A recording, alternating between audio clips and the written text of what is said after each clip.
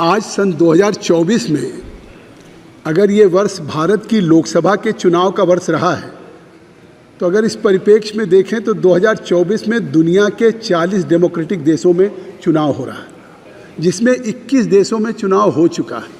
अभी पिछले फ्राइडे को ईरान में भी राष्ट्रपति का चुनाव था और वहाँ पे सबसे बड़ी शूरा काउंसिल है आयतुल्लाह खुमैनी की क़यादत में, और उनका समर्थन हो जाए तो एक तरफा वोट पड़ता है, लेकिन उनको भी 50% उनके उम्मीदवार को जो कट्टरपंथी थे जलीली, उनको नहीं मिला। अब दोबारा 5 तारीख को इलेक्शन होगा, आगे फ्रांस में होना है। तो जहां दुनिया के 40 डेमोक्रेटिक देशों में हो रहा है, तमाम कंट्रीज में जो सरकारें थीं वो सरकारें आज वहाँ पे चेंज हुई हैं। और आप इस भारत में जहाँ दुनिया के इस 40 देशों में चुनाव हो रहा है, ये भारत की महान जनता ने पूरी दुनिया में एक रिकॉर्ड है कि नरेंद्र मोदी जी तीसरी बार जनादेश प्राप्त करके भारत में सरकार बनाने का काम किया। इसलिए नहीं माने, आज पूरी दुनिया अगर इस बात के लिए लोहा मान रही है कि जिस तरीके से पिछले दिनों कोविड की वैश्विक चुनौती थी, जिस तरह का रिसेशन था, जिस तरह से पूरा दुनिया ठहराव में आ गया था, चलती हुई जिंदगियां ठहर गई थी, ऐसी परिस्थितियों में भी जिस तरह का जनादेश है, सुबह से हमारे प्रतिपक्ष के साथी ऐसा कह रहे हैं कि जैसे लगता है कि स्पष्ट बहुमत नहीं मिला, लगता है कि ये सरकार हमारे बिना जनादेश के आई है। आज ये जो चुनाव हुआ है, चुनाव में 2 तरह के गठबंधन होते हैं, एक प्री पोल अलायंस होता है, एक पोस्ट पोल अलायंस होता है। हमारे साथी बैठे हैं जो यहाँ पे 2004 में भी थे और 2009 में भी थे, और 2004 और 2009 का अगर जनादेश देखें तो 2009 में और 2004 के चुनाव में कांग्रेस को 145 सीटें मिली थी, और उसके बाद 145 सीटों के बाद चुनाव के बाद फिर पोस्ट अलायंस हुआ और कांग्रेस यूपीए बना, और उन्होंने सरकार चलाई 2004 से 9 तक। और आज हमारा प्री पोल अलायंस है, हमने चुनाव के बाद कोई गठबंधन नहीं किया, चुनाव के बाद हमने सरकार बनाने के लिए कोई जोड़ तोड़ नहीं किया। आज 2024 में जो हमारा बीजेपी और एनडीए का गठबंधन था, उस गठबंधन को 293 सीट इस देश की जनता ने दिया है, कन्याकुमारी से कश्मीर तक 273 सीटें चाहिए बहुमत के लिए। आखिर कम से कम इस बात को देश के सामने इनको स्वीकार करना चाहिए कि आज जिस तरह से देश की जनता ने इस हमारे भारतीय जनता पार्टी और एनडीए के गठबंधन को जिस तरह का स्पष्ट बहुमत दिया है, वो इस बात को साबित करता है कि ये 140 करोड़ देशवासियों की आकांक्षाओं को प्रतिबिंबित करने वाली सरकार है, इसलिए जनादेश मिला। और ये नहीं मान्यवर, जहां पिछले 6 दशक लगभग 60 वर्षों तक अगर आप देखें तो 60 वर्षों तक इस देश में ऐसी कोई सरकारें नहीं आई, गठबंधन की सरकारें चली। कभी जो सरकार आई, दूसरी बार एंटी इनकम्बेंसी में सरकार बदल गई। 60 साल बाद आज भारत की जनता ने जिस तरह से नरेंद्र मोदी जी के नेतृत्व में तीसरी बार सरकार बनाया है, ये पूरी दुनिया के लिए एक आश्चर्य है कि भारत की जनता ने इस तरह का स्पष्ट जनादेश दिया है छत्तीसगढ़ के। और ये स्पष्ट इसीलिए, चाहे आज ये कितनी आलोचना कर लें या कुछ भी कह लें, लेकिन आज अभी G20 की बात एक दिन प्रधानमंत्री जी कह रहे थे, या अभी G7 में गए, और जिस तरह से पूरी दुनिया आज भारत के प्रधानमंत्री नरेंद्र मोदी जी को विश्व की जो वैश्विक चुनौतियां हैं, जिस युद्ध की बात कही गई कि आज उन तमाम युद्ध और तनाव में अगर उन चुनौतियों में कोई समाधान है तो वो समाधान के रूप में केवल पूरी दुनिया नरेंद्र मोदी जी की तरफ निगाहें लगा रखी हैं कि वही एक समाधान के रूप में है। और आज मैं कहना चाहता हूँ कि जिस तरीके से यहाँ पे हमारे इलेक्शंस के बाद ये सरकार बनी है, 2014 में जब ये सरकार बनी उस समय ऐसी परिस्थितियाँ थीं कि आप याद करिए कि इसी सदन में चर्चा होती थी 2014 के चुनाव के पहले कि पॉलिसी पैरालिसिस हो गई है। सरकार रहते हुए कांग्रेस यूपीए की ऐसा लगता था कि जैसे पॉलिसी पैरालिसिस हो गई, लोग निवेश बाहर यहाँ से ले जाने लगे थे, एक चिंता का विषय था। और ये मॉर्गन स्टैनली ने या दुनिया में क्या होने लगा था कि जो दुनिया की टॉप 5 फ्रेजाइल इकोनॉमी थी, उस दुनिया की 5 टॉप फ्रेजाइल इकोनॉमी में भारत की गिनती हो रही थी। और आज 2024 में, आज वो जो 2014 में 10 वर्ष पहले जिस पूरी दुनिया इस मानती थी कि भारत की इकोनॉमी तो एक फ्रेजाइल इकोनॉमी है, टॉप 5 की दुनिया की जो 5 एक लचीली या इस तरह से टूटी फूटी, आज वो टॉप 5 इकोनॉमी में आई है। तो इस 10 वर्षों में ये भारत की टॉप 5 फ्रेजाइल इकोनॉमी से टॉप 5 इकोनॉमी में पहुंचाने का काम भी किया है, तो नरेंद्र मोदी जी के नेतृत्व ने किया, हमारी सरकार ने किया। और ये कैसे हो गया? इसलिए नहीं हुआ कि जब हमारे साथियों ने जिस तरह से कहा कि आज हम टॉप 5 पे ही नहीं रुकने वाले हैं, 2027 तक हम अपनी इकोनॉमी को या भारत की इकोनॉमी को, जहां 5 ट्रिलियन की बात हो रही है, तो हम 2027 तक दुनिया की टॉप 3 इकोनॉमी में भी भारत पहुंचने वाला है, इसलिए कि हमारी सरकार का एक स्पष्ट रोड मैप है और सारी चीज़ें। जहां 2014 के पहले पॉलिसी पैरालिसिस की बात हो रही, आज दोनों तरफ से ईज ऑफ डूइंग बिजनेस की बात हो रही है।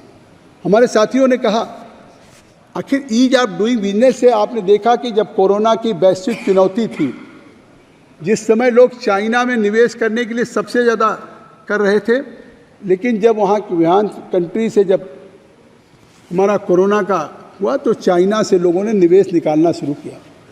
चाइना के निवेश के बाद वो यूरोप में या दुनिया के और देशों में नहीं गया। सबसे मोस्ट फेवरेट डेस्टिनेशन अगर बना एफडीआई के लिए, फॉरेन इन्वेस्टमेंट के लिए, तो वो सबसे सुरक्षित और सबसे निवेश का भारत बना है।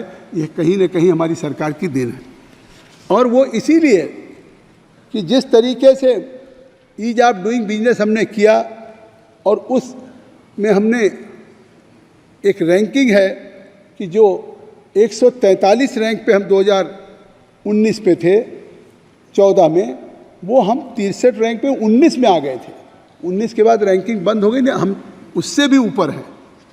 तो आज ये कोविड के बाद भी भारत, जहाँ पहले अगर कोई कठिनाई आ जाती थी, कोई इस तरह पेंडेमिक जैसे कोरोना का आया, तो हम कभी भी जापानी इंसेफ्लाइटिस हो, एक्यूट इंसेफ्लाइटिस सिंड्रोम हो, इस तरह की चीज़ों के लिए आप देखते थे कि हम दुनिया के दूसरे देशों से वैक्सीन के लिए हम मांगते थे।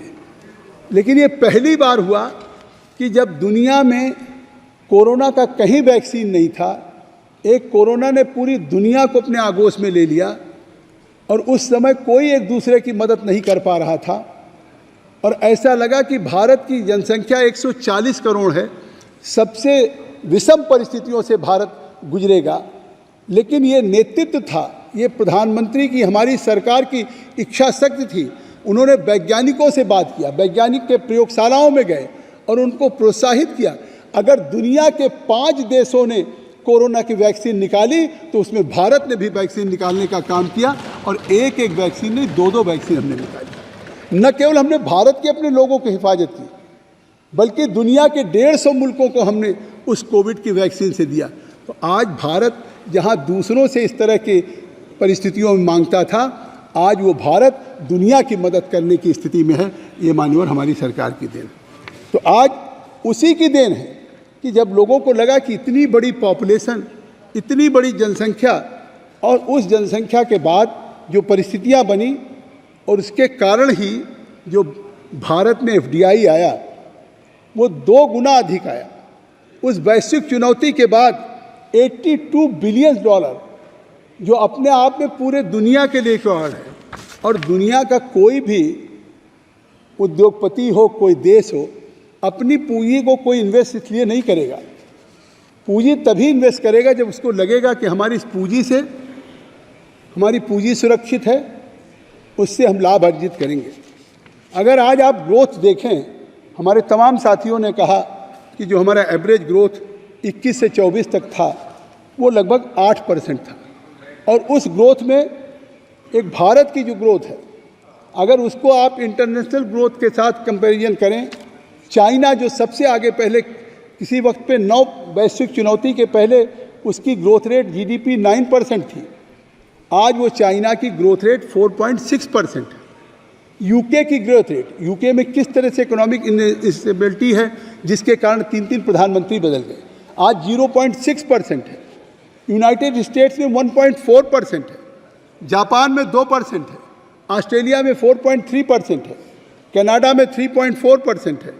तो ऐसी परिस्थितियों में जबकि पूरे ग्लोबल एवरेज में 2.7% है, तो आज दुनिया में India is becoming one of the fastest growing economy. यह भी दुनिया में भारत की, हमारी सरकार की देन है, नरेंद्र मोदी जी के नेतृत्व की देन है कि आज हमारी इकोनॉमी इस तरह से है।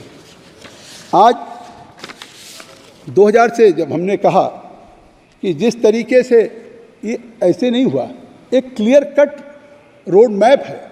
आपने देखा, जिक्र हो रहा, चुनाव चल रहा था, चुनाव के परिणाम की चिंता नहीं थी, लेकिन प्रधानमंत्री जी अपनी कैबिनेट के साथ, अपने सभी विभाग के मंत्रालयों और सचिवों के साथ सरकार के चुनाव के परिणाम आने के बाद अगले 100 दिन का क्या रोड मैप होगा, उस रोड मैप की तैयारी हो रही थी। नहीं, मैं पूछना चाहता हूँ कि आज ये जो हमारी ग्रोथ रेट बढ़ रही है उसके पीछे क्या है? हमारी जो एक एक्टिव पॉलिसी मेकिंग है उसका कारण है, और शायद PLI का जिक्र हम लोगों ने बहुत बार किया। अगर आप देखेंगे कि जो हमारी सरकार प्रोडक्शन लिंक इंसेंटिव स्कीम लेकर के आई है, आज उसी की देन है कि जिस तरह से हम कहते हैं कि 2 ही एक्सपेंडिचर तो होते हैं, एक रेवेन्यू एक्सपेंडिचर, एक कैपिटल एक्सपेंडिचर। रेवेन्यू एक्सपेंडिचर में जो हम डे टू डे का खर्चा करते हैं, इस्टेब्लिशमेंट पे खर्चा है, सैलरी पे खर्चा है, या इन सब चीज़ों पे, नॉन प्लान पे खर्चा है। लेकिन अगर कैपिटल एक्सपेंडिचर बढ़ता है तो उससे इंफ्रास्ट्रक्चर भी बढ़ता है, उससे अस्थायी परिसंपत्तियाँ अर्जित होती हैं, उससे रोजगार भी बढ़ता है। और ये मैं नहीं कह रहा हूँ, ये तो आज जिस तरह से 2014 में कैपिटल एक्सपेंडिचर पे, मतलब रोड्स पे, रेलवे पे, एयरलाइंस पे, हाईवेज पे, वाटर एंड पे 2014 में कांग्रेस यूपीए की सरकार में 2.48 लाख करोड़ ये हम कैपिटल एक्सपेंडिचर पे 2014 में कांग्रेस यूपीए की सरकार ने खर्च किया था। और आज 2024 में वो 2.48 लाख करोड़ से आज 2024 में 11.11 लाख करोड़ हमें कैपिटल एक्सपेंडिचर पे खर्च कर रहे हैं। तो स्वाभाविक है कि आज जो हमारे साथियों ने कहा तमाम चीज़ें, कि जिस तरीके से हम देश में हम एयरलाइंस की रूट बढ़ा रहे हैं, मेट्रोज बढ़ा रहे हैं, वंदे भारत बढ़ा रहे हैं, ये आज उसी की देन है। जिस तरह से हम एक्सपोर्ट कर रहे हैं, आज भारत किस लेवल पे एक्सपोर्ट कर रहा है? 2014 में हम एक्सपोर्ट कर रहे थे $314 बिलियन का, और आज 2024 में हम करीब 2.5 गुना $854.80 बिलियन का एक्सपोर्ट कर रहे हैं। ये हमको फॉरेन एक्सचेंज मिल रहा, रेवेन्यू मिल रहा। तो इस तरीके से इसी का कारण है कि आज जो भारत का कंट्रीब्यूशन है पूरी दुनिया की ग्रोथ में, उस पूरे विश्व के ग्रोथ में आज दुनिया की ग्रोथ में भारत का अकेले 15% ग्रोथ है। ये केवल सत्ता पक्ष के लिए संतोष का विषय नहीं है, ये प्रतिपक्ष के लिए भी खुशी का विषय होना चाहिए, पूरे देश के लिए सम्मान होना चाहिए कि आज पूरी दुनिया में भारत 15% का हम इस पूरी कर रहे हैं। आज जिस तरीके की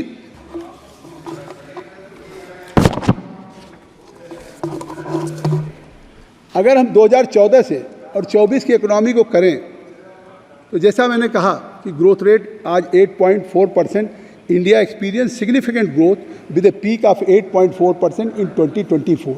ये एक्सपेक्टेशन 8.4 है। आज जो हमारी 5 ट्रिलियन की बात हो रही है, 2014 में जहां 2.04 ट्रिलियन डॉलर की इकोनॉमी थी, आज वो 3.7 ट्रिलियन डॉलर की इकोनॉमी हो चुकी है। तो that's why India is now the 5th largest economy bye nominal GDP. और ये निश्चित तौर से हम ये 5 ट्रिलियन डॉलर जो हमारी सरकार का संकल्प है, हम उसे पूरा करेंगे और विकसित भारत को ही लेकर के एजेंडे का चुनाव लड़े हैं और उस पर देश ने जनादेश दिया है। हम दुनिया की 2047 तक सबसे सुपर पावर बनेंगे। मैं इस सदन में बात कह रहा हूँ, चाहे हम लोग सदन में रहें न रहे, लेकिन भारत इस बात का गवाह रहेगा, भारत इस बात का साक्षी। पर कैपिटा इनकम कितना बढ़ा? आज 2014 में per capita income $1,555 per annum था और आज 2,612। तो reflects A rise in per capita income over the decade. तो किस तरीके से हमने पर कैपिटा इनकम को भी जस्ट डबल बढ़ाया। इन्फ्लेशन की बात हो रही है।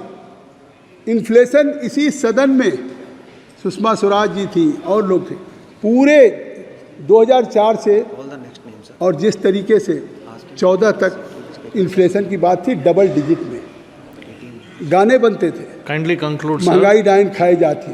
तो इस तरीके से आज जहां डबल डिजिट में रहता था, आज इन्फ्लेशन को जिस तरह से कर्व किया है, आज वो सिंगल डिजिट में 4.67% हुआ। इसी तरीके से हमने पॉवर्टी रेट में भी जहां 29.17% था। Shri Rajesh Ranjan ji, sir kindly conclude sir. Shri Rajesh Ranjan ji, please kindly allow me. I think so there are 7 hours for my party, please kindly be there. तो पॉवर्टी रेट में भी 29.17%। मैं सर और इस तरीके से आज वो पॉवर्टी रेट घट के 11.28% हुआ। इसी तरीके से मैं कहना चाहता हूँ कि बहुत बात महिलाओं की कही गई, वीमेन की कही गई, वीमेन की कि वीमेंस के लिए क्या किया गया, महिलाओं के लिए क्या गया। अरे इन महिलाओं को जिस दिन से प्रधानमंत्री जी मोदी बने, उन्होंने विमेन एम्पावरमेंट की बात की और विमेन एम्पावरमेंट की बात नहीं की, उसको वास्तविकता के धरातल पर उतारने का काम किया। इन्फेंट्री में लड़कियां, महिलाएं इन्फेंट्री आर्मी में ऑफिसर्स नहीं बनती थी, इन्फेंट्री आर्मी में ऑफिसर्स का दरवाज़ा खोला। यहाँ तक कि फाइटर पायलट नहीं बनती थी, फाइटर पायलट बनाने का काम भी उसके लिए भी दिया, तो हमारी सरकार ने दिया। और ये करेंगे, आज वहीं नहीं रुके हैं। आज नारी बंधन अधिनियम आने वाले दिनों में 2029 में जब ये सदन बैठेगा तो यह इतिहास पूरी दुनिया में, अभी पूरी दुनिया में जो हमारी एवरेज है 28% महिलाओं का रिप्रेजेंटेशन पार्लियामेंट असेंबली में है, लेकिन यहाँ 33% होगा। तो इस तरीके से जिस तरीके से नारी के लिए किया, आज सेल्फ हेल्प ग्रुप में 10 करोड़ महिलाओं को 10 वर्षों में जोड़ा। Sir kindly conclude sir. मैं बहुत जल्दी कंक्लूड कर दूंगा। मैं एक बात कहना चाहता हूं कि आज प्रधानमंत्री की बात करते हैं। आज प्रधानमंत्री को पूरी दुनिया स्वीकार कर रही। पेरिस का एग्रीमेंट भूल रहे हैं। 2015 में जब COP21 हो रहा था, तो COP21 में जब पूरे दुनिया के सामने क्लाइमेट चेंजेस, ग्लोबल वार्मिंग की बात हो रही थी, तो डोनाल्ड ट्रंप, ये विकसित देशों का काम है, सस्टेनेबल डेवलपमेंट गोल में जीरो नेट कार्बन इमिशन में पूरी दुनिया की जिम्मेदारी विकासशील देशों की। और उस समय डोनाल्ड ट्रंप ने कहा हम क्यों खर्च करें। मैं कंक्लूड कर रहा हूँ। तो इस समय जब डोनाल्ड ट्रंप उससे विड्रॉ कर गए उस COP21 के बाद से 20 में पेरिस एग्रीमेंट पे, तो उस समय पूरी दुनिया में उस क्लाइमेट चेंजेस, ग्लोबल वार्मिंग के लिए किसी ने बढ़ के लीड लिया, तो वो भारत के यशस्वी प्रधानमंत्री नरेंद्र मोदी जी ने लिया। और उसके बाद जब ग्लासगो में भी जब कॉन्फ्रेंस हुई COP26 की, तो 2021 में नरेंद्र मोदी के वो नेतृत्व की देन थी कि फिर अमेरिका के राष्ट्रपति जो बाइडेन उस ग्लोबल वार्मिंग और क्लाइमेट चेंजेस के साथ जुड़े हैं और आज जुड़े हैं। तो इस तरीके से आज मैं समझता हूँ सर, मैं बिल्कुल कंक्लूड कर रहा हूँ कि आज जो sir kindly take your seat sir, इनको बैठाएंगे, स्पीकर इज स्टैंडिंग। मैं कंक्लूड कर दे रहा हूँ, जल्दी कर दूंगा आपको कि आज विश्व के सामने सभापति महोदय, मैं एक बात खत्म नहीं, मैं एक बात खत्म कर देना चाहूँ। मान्यवर, हमने कहीं नहीं सुना कि विग्रह पूर्वक जिस तरह विधि विधान से अगर राम मंदिर में भगवान राम की प्राण प्रतिष्ठा हुई तो मंदिर का उद्घाटन कह रहे हैं। ये सनातन की बात करते हैं, ये धर्म की बात करते हैं। ये नहीं समझ रहे मंदिर की प्राण प्रतिष्ठा को जिस तरीके से कह रहे हैं कि मंदिर का उद्घाटन हुआ, अरे और कह रहे कोई अयोध्या का था नहीं, पूरे देश के साधु संत थे, पूरे देश के साधु संत थे और पूरे देश के संत थे और 4 लाख लोग रोज अयोध्या जा रहे हैं। Thank you sir, thank you 4 lakh sir, लोग राजेश जा रहे हैं रंजन जी। अयोध्या में जिस तरीके से एक पूरा thank you sir, thank you sir.